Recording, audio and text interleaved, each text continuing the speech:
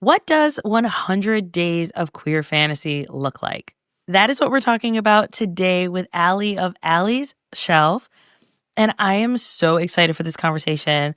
I think that I realized like halfway through that I actually do read fantasy, but more paranormal fantasy, monsters, etc., rather than what I tend to think of as fantasy, which is romantasy. I think those big, long, drawn out adventures that are 7 books long that I'm not interested in reading.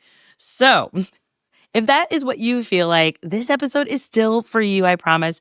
Allie gives some great recommendations on books that are cozy fantasy if you want to get started, but also are not entire series. Instead, they're single books or interconnected series that you can read or start anywhere in the series. So, whether you like fantasy or not, this is definitely going to be a great conversation. Listener discretion is advised. This podcast contains mature content intended for adult audiences only.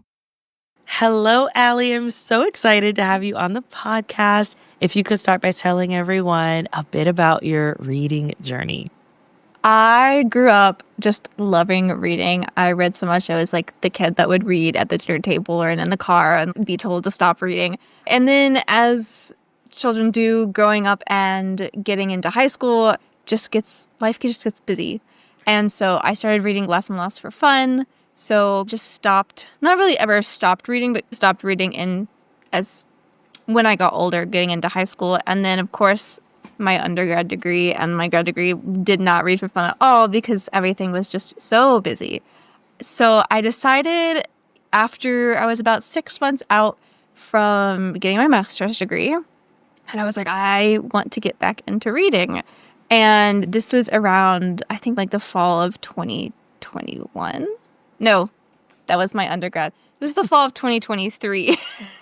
The fall of 2023 was when I was really just like, I want to get back into reading. And I had TikTok. I started to see things about book talk and everything like that. And that kind of kickstarted my reading journey again. Definitely have this, and I don't know if it's just like life kind of works that way, but I feel like a lot of people, when they share their story, it's like, I loved to read when I was a kid. And then like college happened. And then I didn't read for fun at all. And then I got back into it. And I feel like college does such a disservice for reading for fun. It does. There's no time. And then what you are reading is not anything that you went to it's just textbooks. Right. And yeah. So true. And I love that you said that you were like the kid reading at the table. I was the kid who like would read like under the covers with a flashlight because I was supposed to be asleep. And I remember one time, I actually told my husband this story just the other day. I remember one time I had the blanket over the nightlight that was plugged in right next to my bed. This is a fire hazard, guys. Okay, so like, don't let your kids do this. Please don't do this. And it melted the plastic. Like it could have started a fire, and it would have started a fire. And thankfully it did not. But like, crazy stuff of like just trying to get those books in to read them anytime that I possibly could. So I love that. So we're going to get into something that I'm going to try into season 3, but for these last 2 episodes of season 2, going to see how you guys feel about it. Let us know in the comments, YouTube comments, Spotify comments on this episode, or you can send me a DM on Instagram. And this segment is taking bookish hot takes and then giving our thoughts and opinions on them together. And so today's, I'm not going to read it exactly because then you can go search it. But today is that this person wants to share negative reviews, and that if they share them in the author's DM, but they give a positive review online because opinions are subjective. So let's go ahead and get started. What are your thoughts? Oh my God. I have so many thoughts on this.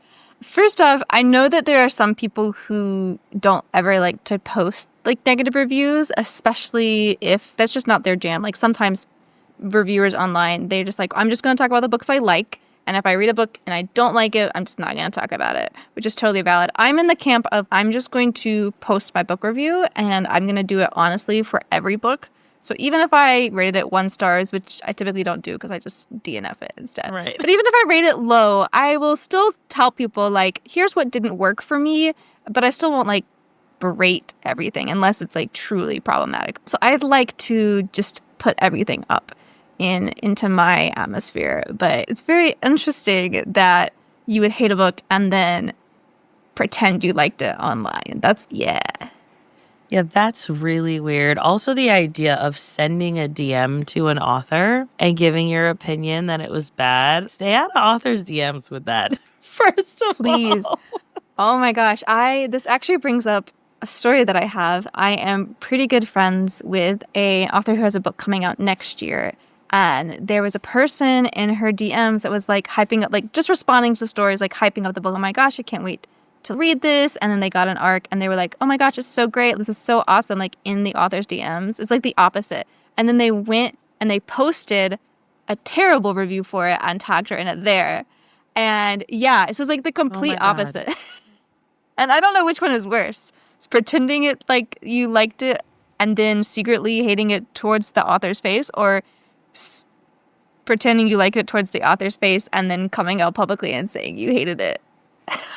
Whoa. Like that, what a mess of like choices.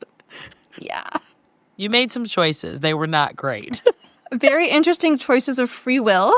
That is wild. Like I understand being like a new bookish person or being new in this space and being like, hey, I've never rated or reviewed books before, and I think this book is 3 stars, and I think 3 stars is fine, and like tagging the person, not realizing like, hey, this is not really the quote unquote etiquette of bookish. Because like I remember when I first started, I would rate books 3 stars if they were like good.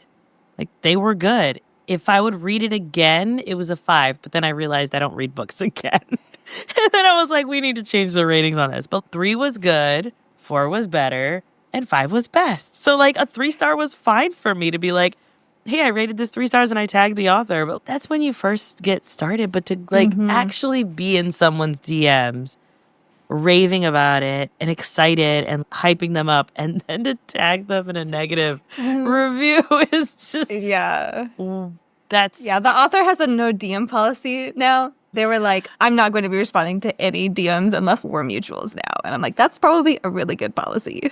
Yeah, you'd have to make a decision on like how you want to set boundaries at that point, right? To protect yourself, to protect your space, your mental health, etc. Because once you put the book out into the world, it belongs to everyone, but you still created it. Like it's still your thing that you created. So yeah, I definitely can understand that. It's so interesting. But yeah, let's not be in people's DMs. Yeah. Don't DM the author unless it was like a 5-star. Even sometimes authors don't even want you to tell them if they're 5 stars. And post honestly, I guess. Yeah, I don't think there's anything wrong with posting honestly, right? Like I've definitely done like mini reviews of the month and like here's some 3 stars. Here's what I liked or didn't really like, and here's why it was 3 stars. Here was a 2-star. Here was the DNF that I had, and here's why. For the most part, it's just vibes, though. That's why I don't do reviews on this podcast, because I'm like, that book was great. The vibes were there. Loved it. 5 stars.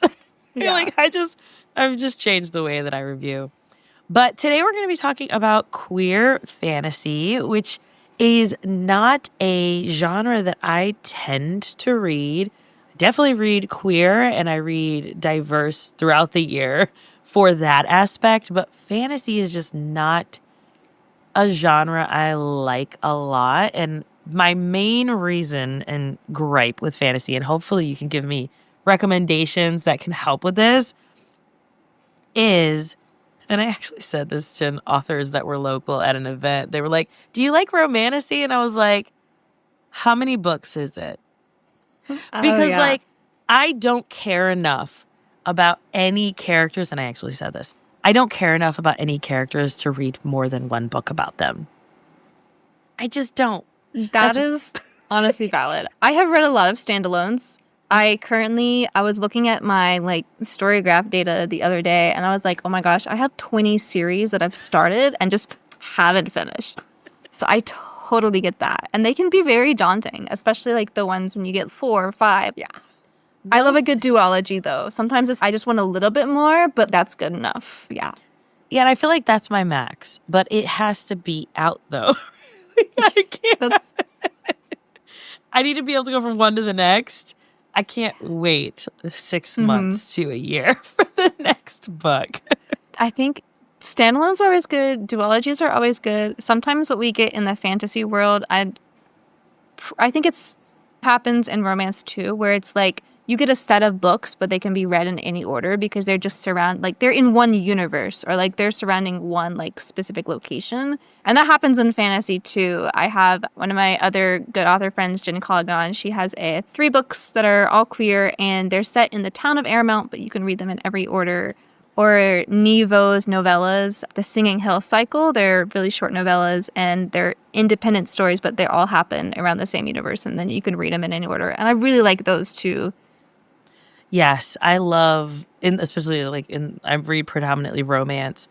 And so I love when the series isn't interconnected, but standalones, right? So like, then I actually am fine reading 5 books in a series because I can go through each different couples and like see the little cameos of the previous couples and like what they're doing.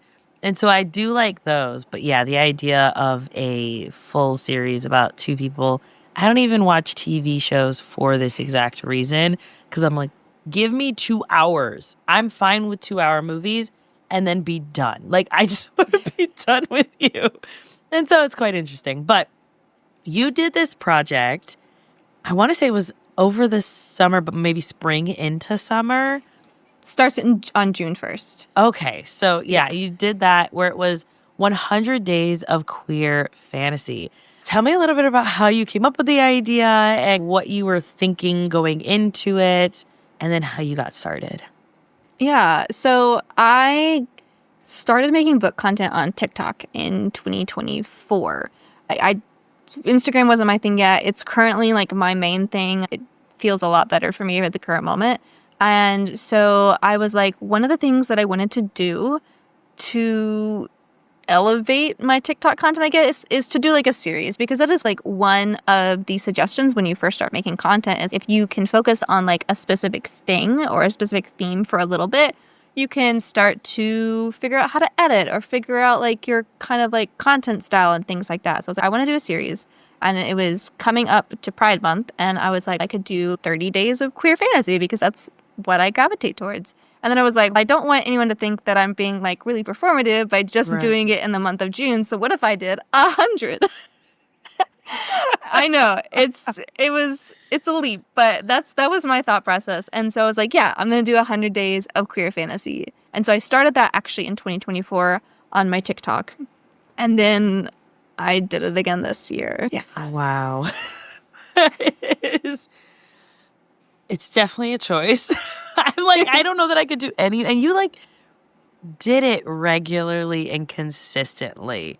And that idea of doing that is, oh my goodness, so much work. The goal is just every day, it's just one queer fantasy recommendation. And so a portion of it is like pre-filming. I did a lot more pre-filming this year than I did last year because there were days in 2024 that it would be like 8 p.m. and I'm like, oh my gosh, I haven't filmed today. But this year I have a little bit better of a space too, a little bit better of a phone. My last phone finally just quit. And so the camera's a little bit better too. And so I was able to kind of, batch film, and that has definitely helped this year. Yeah, I can imagine batching would have to be, like, if I ever did 100 days of anything, I'd have to batch record, like, 10 days at a time in order to do that. Wow, amazing. What was one of the things that maybe surprised you most? Maybe it was feedback or maybe something you learned about yourself in doing that. Yeah, I don't really know if there was anything super surprising. I definitely learned how hard it was very quickly.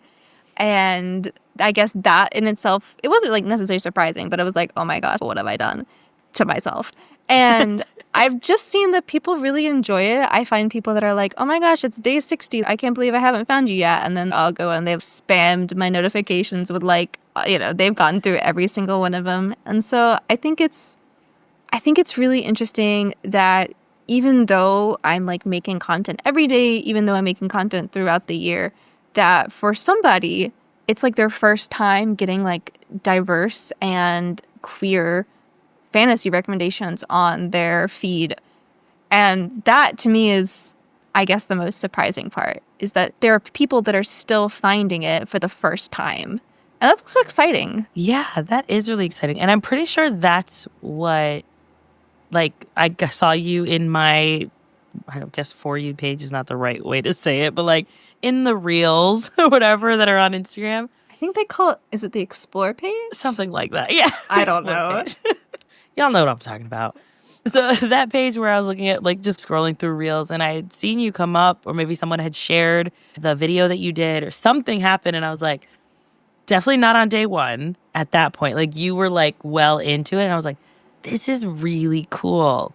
100 is a lot. That was like literally the first two thoughts that I had was like, this is so cool. But I love that you like took a topic and also put a spin on it that I think a lot of us content creators might not always choose to do because we think, hey, maybe I'm alienating people or maybe people might not be interested in it. But I feel like the more that we're like, no, here's what's important to me and here are the books that I like to read and just own that, then the more we can attract the right types of people. Did you find that was what worked for you?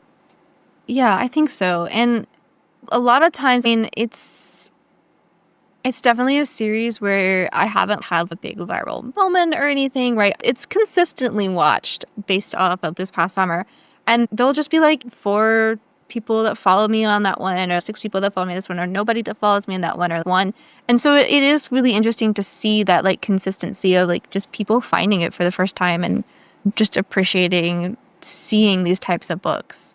I definitely try to keep it as diverse as I can. I have a master spreadsheet that I have that tells me like what subgenre of fantasy is. If it's like indie or trad pub, I've always tried to keep it more than 50% BIPOC authors.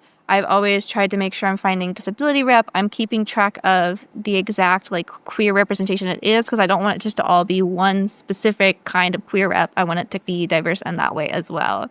I try for sure. Yeah, which I think people who are maybe just readers and following us bookish content creators don't realize the level of work that those of us who read and promote diversely actually put in. Like the amount of like sometimes it's like a part-time job out of effort. It can be. And I've started as we're approaching 2026, as we keep seeing like acquisition announcements and like cover reveals and everything. Like I have started the master spreadsheet for 2026. Like I've started, okay, yes, I have seen that one on my feed. I'm going to add it. Don't exactly everything about it yet, but that's going to be on my radar for next year. Oh, that is cool. So for the ones that, and I didn't watch all 100 to caveat this question. But for the ones that you have, one, have you read all of them? And then for the, maybe if you didn't, for the ones that you did read, did you like give them a quick rating or review in the video? I definitely haven't read all of them. I have not read 200 queer fantasy books in the past 2 years. That would be so many. And I think that would be great. But unfortunately, I do not have the time to do that. Right. So and also by not making myself like read them all before I put them in the series, I'm also making sure that I recommend maybe books that are queer fantasies that I'm not going to gravitate towards too. I'm not the biggest fan of a dark fantasy. And there are just like also some like a megaverse I haven't really delved into as well. And so I might like those books, but I just haven't read them yet. And the ones I do read, I think in my 2024 season, I did say if I liked it and if I read it and I liked it. I think this year I did a toss-up. If I read it and really liked it, I would say that. And then if I read it and it just wasn't like my cup of tea, I'm pretty sure I like wouldn't say anything. Right. Because they're like, I do plan them out and then I might read it before I film it and like I end up either not really liking it or DNFing it. And I'm still going to keep it there because it's still a queer fantasy book that someone is going to really enjoy. It's just not like my thing. And so, yeah. Yeah, that definitely makes sense. I know when I do like roundups, I have not read every single book in the roundup. I've read a pretty decent amount of them where I feel comfortable with it. Or maybe I have friends who have said, hey, these are the tropes for these, where I feel good about it. But for the most part, I have not read every single one.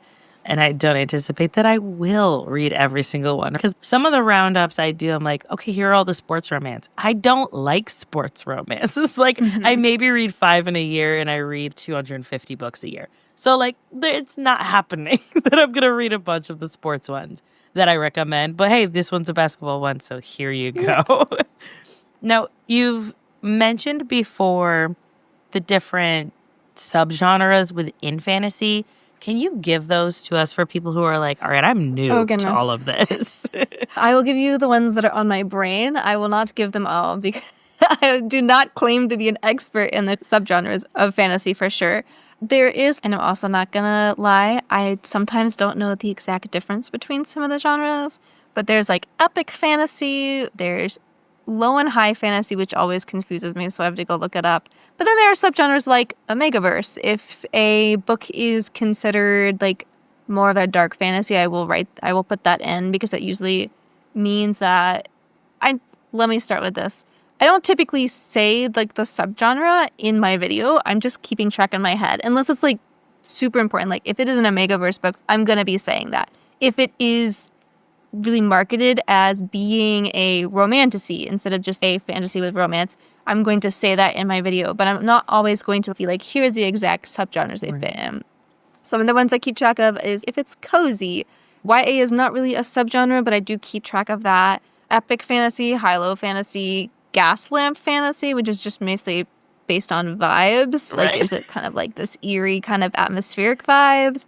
And then like contemporary fantasy, which is usually just it's set in our like kind of day and age as opposed to a different world. That's typically what contemporary fantasy is. So those are kind of the subgenres that come to mind. Yeah, I think that people definitely get it confused. I know. I get it confused. That's okay. I was having a conversation with my husband the other day, and he's like, like Game of Thrones times. And I'm like, first of all, what the heck are you talking about? Because Game of Thrones is high fantasy. It's completely different world, completely different setting. That has never happened for real life. Mm-hmm. He means the Middle Ages. And I'm like, my brain is going to throat punch you. Like, I can't handle you conflating the two. It's definitely confusing. And then you have, I feel like, low fantasy and contemporary fantasy, and then like sometimes like urban fantasy. Like there's so much gray area in terms of subgenres. That's why I typically only mention it if it's like heavily marketed in that, if it's mentioned in the blurb, if it's mentioned in like trope maps, or if it's a very specific subgenre like dark, romantasy, Omegaverse, cozy, things like that. If someone is like, all right, I want to try this fantasy thing, where do you recommend? Like maybe they haven't read maybe they read a lot of romantasy, but they haven't read a lot of queer fantasy at all. And so if we're thinking about like maybe what are 5 authors that you're like, these people have really great queer representation and also write fantasy. It's hard to give a book recommendation that's not personally tailored. Right. I always think that novellas are really good at dipping your toes into fantasy because typically if a novella is written well, like you're not going to be loaded on with world building. Like it's got to flow a little quicker, right? It's not going to be this long drawn out thing. I think that cozy fantasies are also a really good place to start if you're just getting into fantasy because once again, they're not as focused on like everything in the world. They're more focused on like individual stories for the most part. What do you mean by cozy fantasy? Cozy fantasy, it is an interesting thing to define because when you speak generally on the internet, someone's going to find something. Someone's going to comment, that's not cozy or that's not. Here's my exception. When you think of cozy fantasy, it really started with Legends and Lattes by Travis Baldree. That was like the first cozy fantasy that we started labeling as cozy fantasy. I don't remember when it was published. It was before I started picking up books again. But it's this kind of like general idea, as opposed to like having these high stakes worlds where you have like the chosen one and like you're saving the world and there's people dying and like you've all of this, it's focusing on more of a like mundane life. So Legends and Lattes is about this adventurer settling down and opening up a coffee shop. Like they're saying, I'm done with that adventuring life. I'm going to open up a coffee shop. And that's like the vibe for a cozy fantasy. I think that if I was going to give 5 recommendations, I really like S.L. Rowland's cozy fantasy books. They're very similar vein adventures. They're starting a new life or they're moving to a different town. I like his because they're also, once again, in that group of, there's 3 or 4 in the series. I think there's 3, but then you could read them in any order because it's just about that world. I mentioned my friend Jen Cognon. She also writes those cozy fantasy books that are, once again, like interconnected standalones. I think that Legends and Lattes was not my most favorite cozy fantasy, but I know a lot of people love them. And so Travis Baldree is another good author to watch. I personally am excited to read, I have an arc and I need to read it, Destin J. Munden's newest book, which is Recipes for an Unexpected Afterlife, that just came out with Bindery Books. That's a cozy fantasy. There's an indie author that I really like, and her name is Raquel Raylan, and she's about to come out with another book, and it's going to be a cozy fantasy, and it's her first cozy fantasy, and I'm so excited to back the Kickstarter and read it. Like, I am so excited for this one. Yeah, those are like the names that come to mind when I think about cozy fantasy so far. Yeah, and like people getting started, I think cozy is a good idea. Just very low stakes. You don't need a ton of world building. I think that might be something too that sometimes people can get lost in, is the world building. It's like, I can't really imagine what this looks like. And now that I'm actually thinking about it, I know paranormal sometimes can get conflated with fantasy. See, I count it as fantasy. Right. I have a very broad definition. I've put some sci-fi books in my 100 Days of Queer Fantasy series with being like, oh my gosh, I hope someone doesn't find this and just completely berate me for including sci-fi. But I think it counts. Like, I have such a very broad definition of fantasy. I don't think it really needs to be like that limited. Paranormal romance, that's like a romantasy or a fantasy book to me. I know that there are some romances that are marketed as romance, but then they have like fantasy elements. So that works for me. I think like witches, monsters, we just left Halloween fall season-ish. I'm still totally in it. And so like lots of vampires and werewolves. I read a ton of monster romances. And so like I'm even thinking, I feel like Ash Raven, who we interviewed, they have a ton of monster romances, and there are queer ones in there as well. So those are good ones. If people are like, I like monster fantasy, then there you go. Go check out Ash Raven's episode for that. But yeah, I guess not everyone, but the majority of readers who read romantasy, I feel like tend to take over the genre of fantasy, especially in like the romance reader space. And so my brain sometimes like says, oh, well, that's fantasy, not the other stuff that I read. But yeah, I am a slut for sci-fi. I love sci-fi. So I might have to go check out those sci-fi recommendations. Don't tell us which ones. I will find them. Okay, I will. There's only 2 or 3 because like I am like one day someone's going to be like, this is not fantasy. And I'm going to be like, it's my series. Right. So I'm going to recommend it. I just think if we're out in space, if we're in a galaxy that's completely made up, like that's fantasy. It's gotta be like something. Yeah. Something. Anything with aliens, I am down, especially with diverse human characters. I love that. I'm always down for that. You mentioned arcs that you've gotten. So for people who are like, I would love to get, for the uninitiated, advanced reader copies or ALC's advanced listener copies of these fantasy books. Where do you get yours, or where do you recommend that people check out to get some? I get most of my arcs through NetGalley. And if you're not aware, NetGalley is this website. You can you can just get like a free account. You put on your profile. This is where I review books. Like I have mine, like my Instagram and my Storygraphs linked. And you put this is the books I take to read. And you can see this whole database of books that are coming out. publishers or people who are self-publishing pay NetGalley to have their book on for a certain amount of time, and you can request them, and the publisher or the person or the marketing team or whatever will go through and you can get approved for them, or sometimes you can get denied. If you're trying to get a Berkeley arc, I'm so sorry, you'll probably get denied. You have to sign up for their programs. I'll have stuff for that. They have some new stuff coming up so keep a lookout for that. I'll send you a DM when that stuff comes out, because especially if you are part of the BIPOC or LGBTQIA plus community, they have special things every quarter, and I know they're adjusting some things next year, but they have special quarterly things that you can pitch for, and everyone I've pitched on that, I've gotten. So there are ways. You got to be in the know. The good thing is that Berkeley is mostly romance, and while there are fantasy elements and fantasy books that do come from Berkeley, the majority of the ones that I'm seeking out are not Berkeley, because they're just notorious in the book world for being yep, you're not getting it, or you're not getting it. It's the opposite. They're handing out denials instead of approvals. So anyways, you can request on there, and that's really how I started getting arcs. I also I started getting arcs, physical arcs, specifically from Page Street YA by just shooting my shot. I had realized that there were a lot of books that I loved that were from this specific publisher. And so one day I was on Instagram, I put them in my story and was oh my gosh, you want to send me an arc? And they actually did. Oh. And they've kept doing it. And now I get their influencer sign up for which arcs you want to get. So those are my main ones that I get. I know that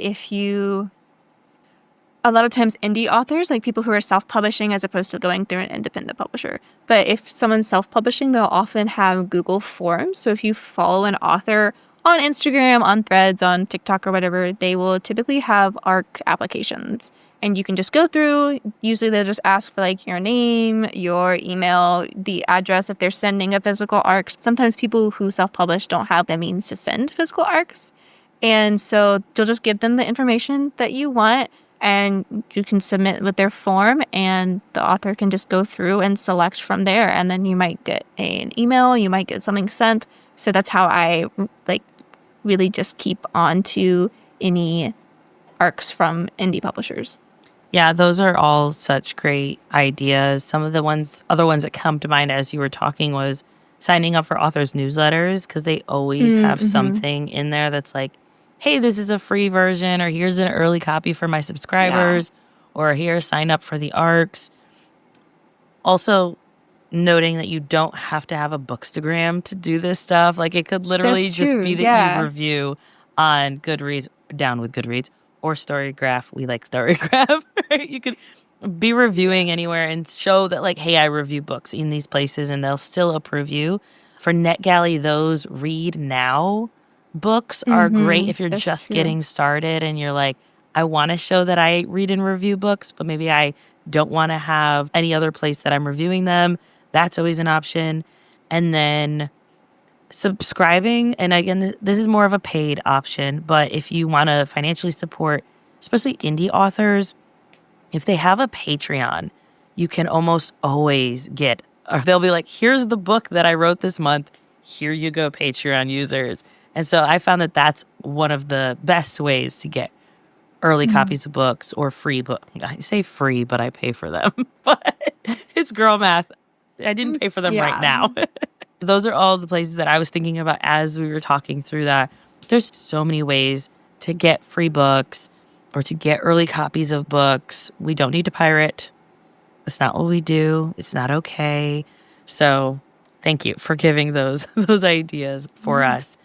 So you mentioned that when you did the 100 days, that you have these different diversity within queer rep, which I think is so extremely important, especially when we see the fetishization of especially gay romance, male romances in the queer space, and especially women writing those.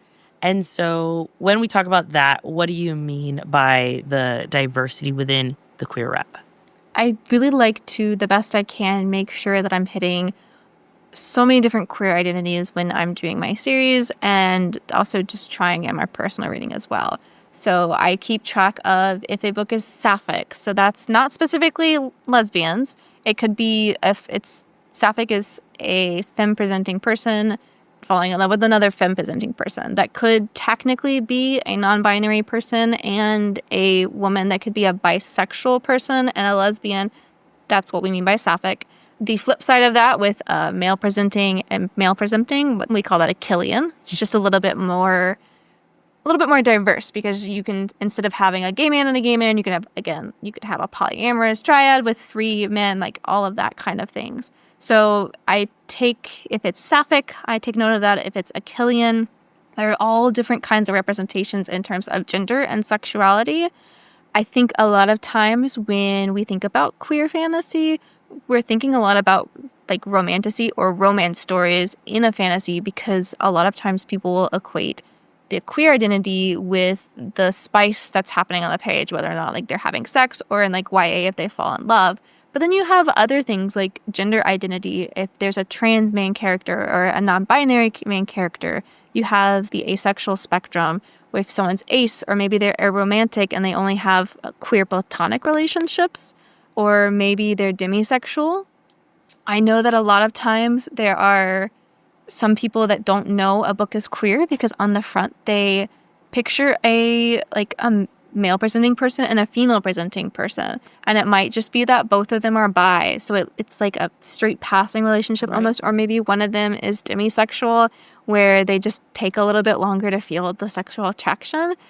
So there's all kinds of different rep that I seek, and the interesting thing I think is, for the most part, when I do my research, when I'm looking at fantasy, specifically outside like the realms of what is marketed as like romance with fantasy elements, but something that's marketed as fantasy, I see a lot more Sapphic representation than I do Achillean, which I think in the romance side is flipped, right? Like people are always like, oh, I want Sapphic books. Oh, I want Sapphic books. And as I'm like looking and researching for queer fantasy books to add to my series, I like get so many Sapphic books, and I'm like, I'm looking for the Achillean, which I think is really interesting. And then, of course, the more diverse you try to get with your queer rep, the more niche, I guess. Niche is not the right answer, but like there's not a lot of intersex representation in fantasy books. I didn't have any books in my 2025, like in this year's 100 Days of Queer Fantasy, that featured an intersex main character or an intersex author, because the only one I know of is River Solomon, who one of their books, I don't remember exactly which one, has an intersex character in it. And that's the only really like true queer fantasy book with an intersex representation that I know of. And I'm always like looking for more, but sometimes within the like marginalization of queer identities, there are even more sub-marginalizations. So it's just been really interesting to see all of that. Yeah, wow, that is so interesting. I think that when we say we read diversely, it is so important that we're reading across all the letters, right? All of the BIPOC, all of the LGBTQIA+, all across all of that. Different disabilities as well. Yes. And it's so important. And I like that you did mention maybe it's an asexual couple and it's a queer platonic relationship. And I actually read my first queer platonic romance this year, and I found it really interesting. And just... What book was it? It was by Margarita Shala, who was also on the podcast.